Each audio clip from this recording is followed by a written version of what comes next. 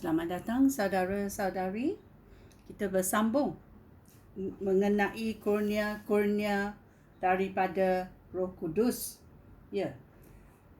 Satu ciri yang kita mahu belajar adalah siapa Roh Kudus boleh guna.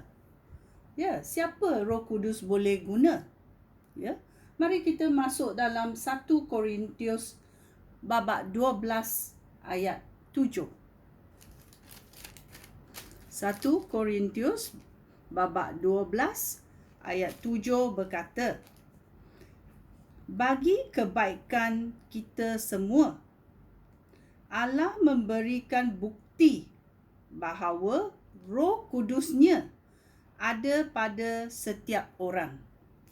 Di sini kita tahu Roh Kudus ada di dalam setiap orang yang menerima penyelamatan Yesus Kristus. Ya. Dan setiap orang ada kurniaan daripada Roh Kudus. Ada kalanya kita tidak melihat manifestasinya. Kerana apa? Kerana dia tidak menggunakannya. Ya, bila saya memberi satu benda, kalau kamu tidak tahu menggunakannya, kamu akan biarkan di situ sahaja. Sama dengan Roh Kudus, ya. Kita dikatakan daripada Allah memberikan bukti bahawa rohnya ada pada setiap orang. Ya, dia sudah kata Roh Kudus ada pada setiap orang dan setiap orang boleh digunakan oleh Roh Kudus untuk tujuan-tujuan tertentu. Ya. Mari kita masuk juga dalam ayat 11. Dia berkata, semua ini, kurniaan ini dilakukan oleh Roh Kudus yang sama. Dia memberikan setiap orang kurnia yang berlainan menurut kehendaknya sendiri. Ya. So kita jangan cemburu kepada orang lain. Roh Kudus akan memberi kurnia yang sesuai kepada kita. Dan dia berkata, dia memberi setiap orang kurnia yang berlainan menurut kehendaknya sendiri.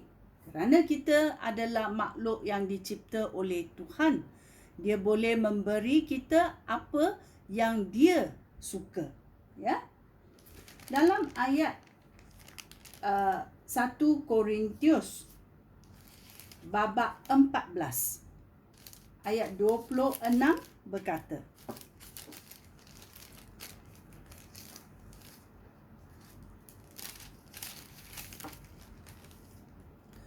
saudara-saudara aku, beginilah maksud aku. Pada waktu kamu berhimpun untuk menyembah Tuhan, hendaklah seorang menyanyi, seorang lagi mengajar, seorang lagi menyampaikan perkabaran daripada Allah, seorang lagi menyampaikan perkabaran dalam bahasa yang ajaib, dan seorang lagi menjelaskan apa yang dikatakan oleh orang itu. Ya. Semuanya harus dilakukan untuk menolong dan membina jemaah-jemaah. Ya. So kita jangan cemburu. Kita ada banyak anggota badan. Ya. Dan setiap anggota badan boleh membuat kerja-kerja yang berlainan. Ya. Dalam ayat 31 juga dia berkata, kamu semua boleh menyampaikan perkabaran daripada Allah, seorang demi seorang. Dengan demikian, semua orang akan menerima ajaran dan galakan. Ya. Ini kita tolong satu sama lain. Ya. Ini sangat penting kerana Roh Kudus boleh menggunakan sesiapa sahaja. Kerana bila kamu menerima penyelamatan Yesus Kristus, Roh Kudus ada pada setiap orang yang menerimanya. Ya? Okey. Yang kedua, kita harus dipenuhi dengan Roh Kudus. Dalam Efesus babak 5 ayat 18 berkata,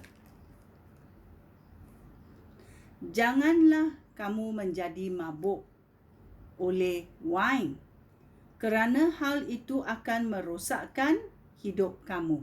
Ya? Tetapi hendaklah kamu dikuasai oleh Roh Allah." Ya. Kita yang percaya harus dikuasai oleh Roh Allah, dan Roh Allah akan membimbing kita untuk melakukan apa kehendak Tuhan. Ya. Ya. Kita juga mesti ada hasrat. Kita juga mesti dahaga. Ya, dalam 1 Korintius babak 12 ayat 31 berkata,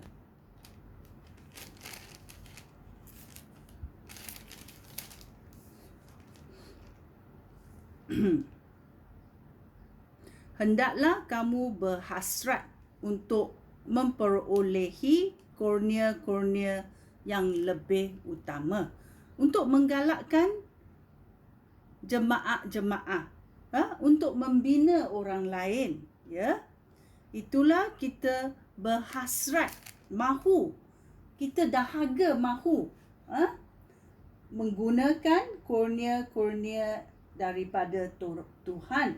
Ya, apa lagi? Ya, kita jangan jadi bodoh atau tidak mahu belajar. Dalam 1 Korintius babak 12 ayat 1 berkata, "Aku hendak bincangkan kurnia-kurnia yang diberikan oleh Roh Allah." Paulus berkata macam itu. Saya nak bincang dengan kamu roh-roh, kurnia-kurnia yang diberikan oleh Roh Allah.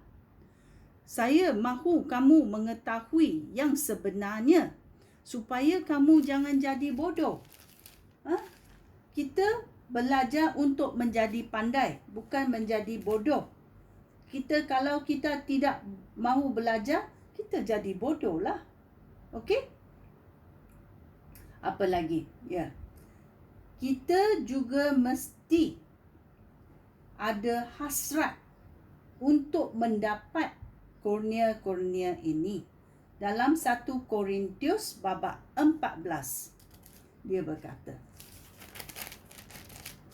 "Oleh itu, kamu harus berusaha untuk mengasihi orang lain. Berusahalah juga untuk menerima kurnia daripada Roh Allah, terutama sekali kurnia untuk menyampaikan perkabaran daripada Allah. Orang yang bercakap dalam bahasa yang ajaib tidak bercakap dengan manusia, tetapi mereka bercakap dengan Allah. Tidak seorang pun dapat memahami apa yang dikatakan oleh mereka, kerana Roh Allah menyebabkan mereka berkata-kata tentang hal-hal yang hanya diketahui oleh Allah. Tetapi orang yang menyampaikan perkabaran daripada Allah berkata-kata kepada manusia.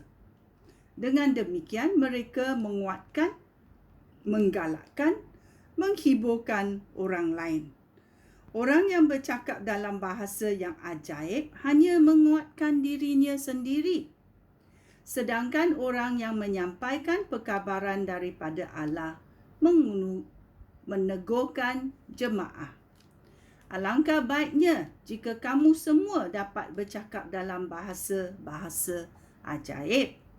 Tetapi lebih baik lagi jika kamu semua dapat menyampaikan perkabaran daripada Allah. Orang yang dapat mengkabarkan berita daripada Allah lebih berguna daripada orang yang bercakap dalam bahasa-bahasa yang ajaib. Kecuali ada antara jemaat yang dapat menjelaskan supaya jemaat dapat dikuatkan, iaitu bahasa-bahasa ajaib diterjemahkan dalam bahasa yang kita faham. Ya, saudara-saudara aku, seandainya aku datang kepada kamu dan berkata-kata dalam bahasa ajaib, apakah faedah bagi kamu kalau kamu tidak faham? Kamu tidak boleh berkata amin. Ya. So kita mahu mendapat kurnia-kurnia daripada Tuhan supaya kita boleh menggalakkan jemaah-jemaah. Ya. Ya. Apa lagi? Kita juga mesti bermotivasi dengan kasih yang murni. Ya, dalam 1 Korintus bab 13. Ya. Kita boleh bercakap dalam bahasa manusia. Kita juga boleh bertutur dalam bahasa roh melalui kasih. Ya, kasih itu sangat penting. Ya. Kita jangan cemburu kepada orang lain. Kita mesti menyayangi satu sama lain. Ya. Apa lagi? Dia berkata, kita sungguh-sungguhnya mahu beroperasi dalam kurnia-kurnia Tuhan. Dalam 1 Korintus bab 14 ayat 12 berkata,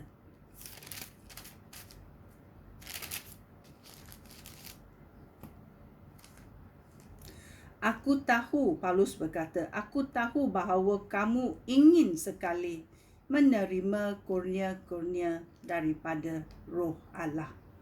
Tetapi yang terutama, kamu harus berusaha untuk menggunakan kurnia-kurnia yang kamu dapat untuk menegurkan jemaah.